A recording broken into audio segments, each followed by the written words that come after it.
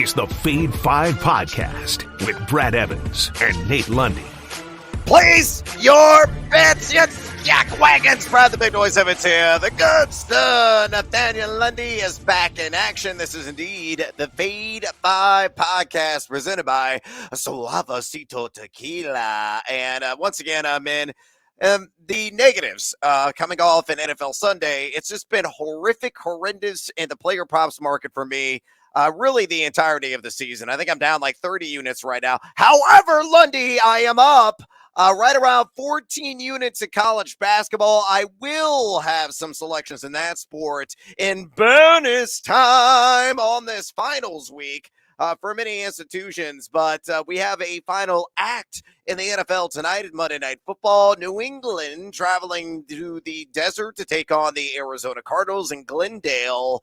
Patriots are laying 2 in the total, and we got a Captain Hook here. Yar at 43.5. So what's your gut feeling on this game, Patriots and Cards? Well, I'll tell you what, Brad, what's been interesting for me in these NFL weeks, this has now happened to me 3 weeks in a row where I've done very good in the 1 o'clock Eastern games and then gave it all back in the 4 o'clock games. Happened to me yesterday. I went 5-2 on the early games.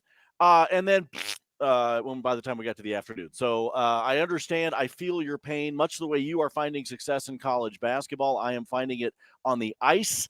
So we have been trying to make up for our bad picks in the NFL, but that doesn't stop us from attacking tonight's game. Brad, I have said this many, many times. I do not know why Cliff Kingsbury still has a job. Yes, because he's handsome. He's a good-looking dude. Not going to lie. Good-looking dude.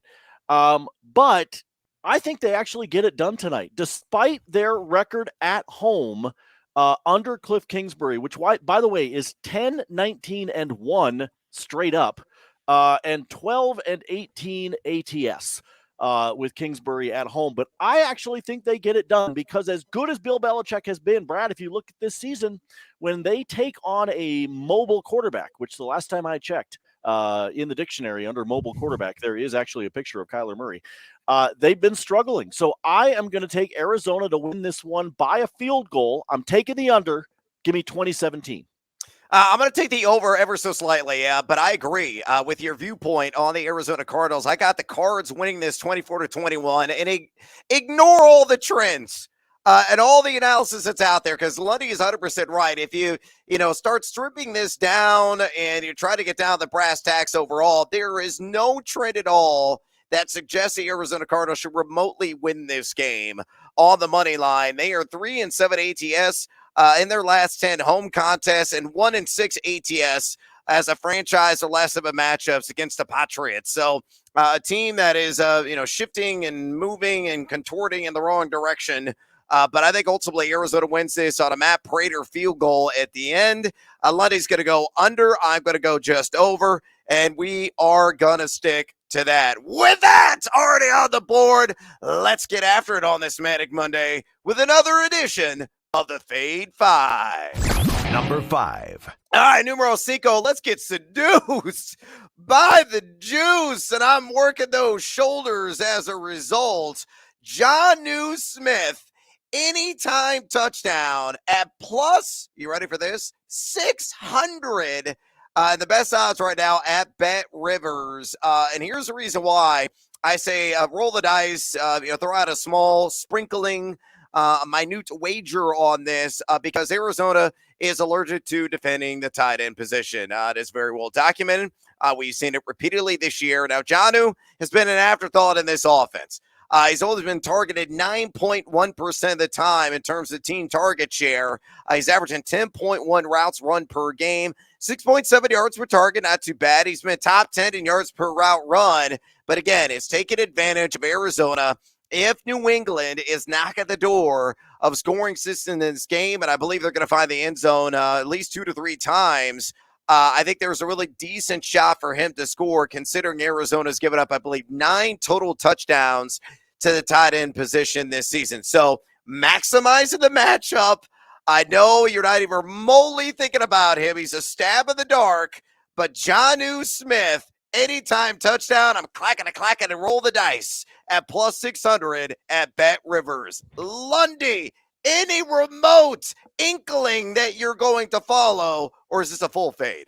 I'm not going to say full fade because of the odds. Now, it might only be a third of a unit, a half a unit of a bet. I don't think I'm going to go crazy with this one. Now, if your favorite book is giving you any kind of a touchdown promotion tonight, I think this is a good one to be able to play because of the vulnerabilities of Arizona, something that has been well documented. So I see where you're going with this one. Like, I'm not, oh my God, I bet the farm. Like, I'm not doing that by any stretch. I don't even have a farm to bet. Although me as a farmer, little, with like the sprig of wheat sticking out, Yeah. I it could be pretty funny. I'd probably be the guy that drove the tractor into the ditch on the side of the road. But I digress. I think this is worth a sprinkling, Brad. I don't know. Is that considered a follow? Is that considered a fade? What do we categorize this as? It's a semi is what it is. And you know what, Lundy? Just do it for the cows, man. Bet on Jonnu Smith, plus 600 on anytime score. Number 4. All right, marching on here, and I love this wager until this morning, and I got an email from John Ewing, a good friend at BetMGM, and he said the 3 most bet-on player props in the market are DeAndre Hopkins' first-time touchdown in the game, and something else DeAndre Hopkins related, and then it was this prop, and I said, oh, crap. It's cursed, but I still got money on it, and I'm still rolling with it, and that is James Conner on the under 61.5 rush yards against those New England Patriots, who have been outstanding in run defense this season. Against opposing running backs, they've allowed just 3.73 yards per carry and 54.5 rush yards per game. That's it on the ground. Conner is going to be the main man. There's no question about it. Probably going to get anywhere between 13 and 15 balls at belly. We feel, both of us, that it's going to be a highly competitive game, but he might be able to do more damage as a receiver, and I'll have more on that a little bit later in bonus time than a rusher, but, he steadily hit the under on this prop.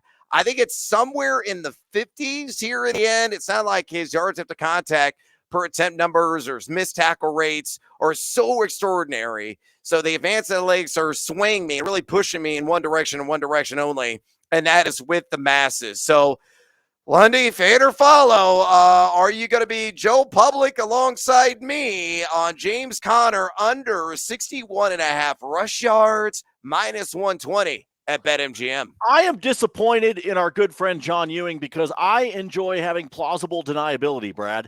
And so every single morning when he sends us, because folks, John's fantastic at BetMGM. He shares the data with Brad and I, and it's everything. By the way, we see stuff like we knew where the money was in the match, the whole Tiger McElroy, that whole thing, World Cup. We know where the money is, but the worst thing he tells us every week is the most bet on props, because the first thing I do is look to see if any of them I'm on, because that's what starts to scare me, because it means that I'm aligning up with the public. However, I got to go with this one. I know that it's popular. I get it, but I just don't see him getting to 62 yards. I think you're right. I think he finishes in the 50s. So I got to follow on this one, as much as knowing that data makes me nervous. Yeah, and I think recency bias is being baked into this, coming off the Chargers game in which he had 25 carries for $120. Ain't going to do that against New England. Number 3. All right, numero tres. Your guess is as good as mine. A whole bunch of XXXXX, which is Lenny's favorite type of film, by the way. Those triple X's for sure. And that is on Greg Dortch. And hopefully he's going to be sexy. Hopefully going to deliver me a spicy and meet the ball in receptions. Whatever the number is, I'm going to take the over. My best guess is it's going to open at 4.5. It could be as low, and it could be a gift from the gambling gods at 3.5. I doubt it's going to be at 5.5 or greater. And if it is as high as that, it should be at plus odds. And I may still take, I've got dark. Take the over. There you go. On the 5.5. You love that, Lundy, here at the studios inside Stadium at the United Center. Sometimes the lights just go out on me, and maybe that's an ominous sign on this Greg Dortch wager. But whatever the receptions prop and line is, I'm going to take it. Here's the reason why. Rondale Moore is officially out. So somebody's going to play primarily out of the slot. And I know you got a Marquise Brown, you got DeAndre Hopkins there to get their lion's share of targets. But Dortch is one of those guys who nibbles at the competition underneath. And he's very adept and very reliable as a receiver. In games in which he has played, at least 70% of the snap share, which is 4 this season, he has seen 33 targets, caught 29 balls for 75.3 yards per game. That's 7.3 receptions per contest. Going to get a lot of Miles Bryant working in the slot and coverage. And Bryant is one of the weaker links on defense for New England, as he's allowed a 73.3% catch rate, 102.9 passer rating to his assignments. And you know that Kyler, again, is all about short-arming a lot of stuff. That's how this quote-unquote air raid offense, if that's what it is anymore, under Kingsbury operates. So Greg Dortch, I'm guessing it's going to be 4.5 receptions. I would still play this up to 5.5 receptions on the over. If it is plus odds, minus whatever, at whatever sports book, Lundy, fade or follow my whatevers on Dortch. Does he torch the box score tonight? Who's in charge of the electric bill there? Did somebody forget to? This is the freaking United Center. I'll call Jerry Reinsdorf and be like, "What up, bro? I had no lights." I think it's a bad sign that the lights went off on you in the middle of this pick. I'm sorry, dude. You lost me the moment the lights went out. That is the gambling gods saying, "Hey, Brad, you might not want to bet this one." Holy I don't even know what it could open at 1.5 receptions, and I still might fade you because the lights went out. I'm sorry. This is some scary shit, Brad. You lost power in the middle. Oh. All right, if it opens at 3.5, I'll take it. If it's at 4.5, I'm not going to touch it because it was right around the time that you were talking about 4.5 that the lights went out. So I'm thinking that was actually what the sign was. Is it's just dependent upon which number, and then we go from there. But that was some creepy. That was like, what's that show on Travel Channel? Those dudes that are always chasing the ghost hunters or whatever it is. Yeah, paranormal. What? That was some weird shit, Brad. I'm just throwing that out there. That was weird. It was totally weird. For the love of God, Greg Dortch, just turn the damn switch on. Number 2. All right, moving on. The Dachshund of the Desert. Got to work those little legs tonight, I feel. Give me the over on Kyler Murray. 34.5 rush yards. Best odds in the industry right now on FanDuel at -113. And best line as well. I may play this as high as like 37.5. And Lundy already touched on it. You know, the issues that New England has had against multi-dimensional or mobile dual specialist quarterbacks, and that's exactly what Kyler Murray is. He has been over this number just 4 times this season, but a guy that's getting 6.6 rush attempts per game. And you look at what Justin Fields did. Look at what Lamar Jackson did. They ran all over the field against the Patriots, who kind of sat back in coverage and allowed that runway and the legs of those guys to, just take off. And that could be the case for Kyler Murray tonight, as New England has given up 24.2 rush yards per game to the quarterback position. That's well south of the 34.5. But again, Murray getting the workload, probably going to run 7-8 times in this game. I think he goes for 40 or more yards on the ground. And bonus time, Lundy, I say it gets an anytime touchdown as well at +190. So I am all in on that Dachshund of the Desert, earning the sausages tonight on the ground. Are you with me? Fade or follow the over 34.5 rush yards, -113 at FanDuel. You, sir, are rude. You took my bonus time from me, which was actually Kyler for an anytime touchdown. By the way, Okay. By the way, DraftKings plus 195. Yep. I'll take those. Oh, I'll take the okay. extra 5 on there. I know you talked about it being at plus 190. I like this one as well. You could even same game. You want to go all Kyler all the time? Take a little same game parlay. Take him for an anytime touchdown. Take him for what 30 or more, 25 or more, something like that. And you probably get a really nice payday because of that anytime touchdown that's built in there. But yeah, I do think Kyler actually calls his own number here when they get down into the red zone and gets himself a touchdown. I like the over on this rush yards. You already talked about their vulnerabilities, what they did. And frankly, I even go back, Brad, when you look at the schedule this season for New England, if you go all the way back to I think it was week 2 against the Steelers. Imagine if it hadn't been Trubisky. Imagine if Yeah. Imagine if they had already made the switch at quarterback by then. I think that they would have seen some vulnerabilities back then too. So take the over here. I think he pushes 40. I think you're right. I think I could play this to 36.5, maybe 37.5. Then I stay away. But this is one of my favorite props. And as you just pointed out, anytime touchdown, also one of my bonus times I was going to throw out there because I like him for that too. Run, Dachshund, Burf, run. Number 1. All right, numero uno, and this should be really obvious because the trend is your friend when you are playing the tight end props against the Arizona Cardinals this season because they just flat out refuse to defend plus size targets. So as a result, I'm taking Hunter Henry, and convincingly so. Break out the sledgehammer, the over. 30.5 receiving yards, and unbelievably, it's a little bit lighter juice on this. Minus 110 at tape time at BetMGM, and I am shocked that this is not higher or hasn't even climbed to like 35.5, 36.5, because the history is very well documented. The struggles that Arizona has had defending the tight end position. In fact, if you don't know, let me give you this specifics. They've allowed 10 guys to go over this, and then drilling down 6.9 receptions, 73.3 yards per game. Again, 6.9 receptions and 73.3 yards per game. They allow to TEs. Henry at times has been kind of absent within this offensive scheme, only netting 3.3 targets per game, running 20.9 routes per contest, however. And, he's a guy that is number 11 in average at the target, which is a decent mark there. And he is number 1 in yards per reception among tight ends. So when, he gets that separation, he gets it with ease. He is number 1 in average separation per target at the tight end position. And he catches a pass from the hand of Mac Jones or Bailey Zappi. It doesn't matter.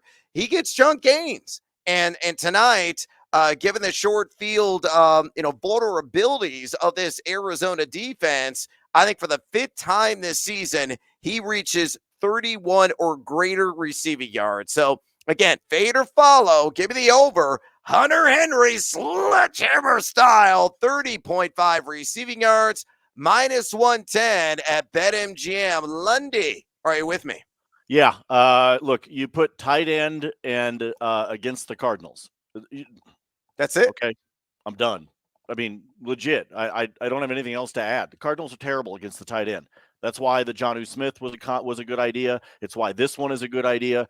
Folks, find the matchups and exploit them. Just period. End of story. And this is one of the best ones that you can do. I think he gets into the low to mid 30s. And you might be sweating this a little bit at halftime, but I don't think that much. I think you're going to be comfortable with this one. Oh, where else are we going to perspire, Lundy? It's bonus time! A light schedule of college, so we do have some offerings there. NBA, ton of action tonight, the NHL, or maybe something additionally in Monday Night Football. Feed me, baby! What do you got? Let me go with a couple. Give me Mac Jones over 20.5 completions. You will not find this one at DraftKings. You can find it over at FanDuel. It's juiced up a bit. It's at about minus 130, 135, if I remember right. But if you look at what the Cardinals have allowed in terms of completions, there have only been 3 dudes all year that didn't get over this number against them. One of them was Stafford, who only finished 18 of 25. And then a couple of games mixed in there with quarterbacks that finished right at 20. But I'm going to say that we get right up over that hook with Mac Jones. Again, just looking at what the Cardinals have done all season long, I'll take the over on his pass completions. We already talked about Kyler for the anytime touchdown that I threw out there. Again, over at DK, it's plus 195, so a little bit extra juice there. Brad, let me take us to the association tonight. Little NBA action. Got two different parlays for you. First, straight money line. Just need these teams to win. Give me Brooklyn, give me Memphis, give me Dallas. If I take all three of those just on the money line, Brooklyn's on the road against the Wizards, Memphis is at home against the Hawks, and then Dallas is at home against Oklahoma City. If all three of those teams win, regardless of what the spread is, it's a payday of a plus 146. And then we talked about exploiting the matchups when it came to Hunter Henry, for example. Yep. So what do? We exploit the matchups in the NBA. Brad, the worst team at allowing rebounds to their opponent is Oklahoma City. The fifth worst team at allowing rebounds to their opponents are the Indiana Pacers. So follow me on this one with FanDuel. 8 or more rebounds for Bam Adebayo, 8 or more rebounds for Luka Doncic, plus 109. I know it's not sexy, but it's plus odds on both of those. And both of those guys' standard line is at least 8.5. So all I'm looking for is 8 boards out of each one of them, and I get myself at a plus 109. And then finally on the ice tonight, you know I like my goals in the first 10. Looking at my chart that I've been keeping, couple of games that I like to each have a goal in the first 10. Give me Anaheim at Ottawa tonight, and give me Edmonton at Minnesota. If you take a gift in both of those over at DK, plus 149. Oh, not too shabby. Get seduced by that juice indeed, my man. All right, let's go back to Monday Night Football. I got a couple of parlays that I like. This is an all catch, all reception. So slap on the stickum with this one. Hopefully it's going to come through on this three-legger. And I put this together at BetMGM, and it's plus 138 on these odds. Give me DeAndre Hopkins, 5 or more receptions, which he has done in 4 or 6 games and getting 10.7 targets per game. Tough matchup on paper against Jonathan Jones, who's given up just a 58% catch rate. But again, follow the target volume. He should get at least 5 balls to the belly on the receptions in this one. And then give me James Conner, 3+ receptions, which he has done in 6 of 9 contests. New England has allowed 6 RBs to go over 3 receptions in a game, giving up 4.2 per contest.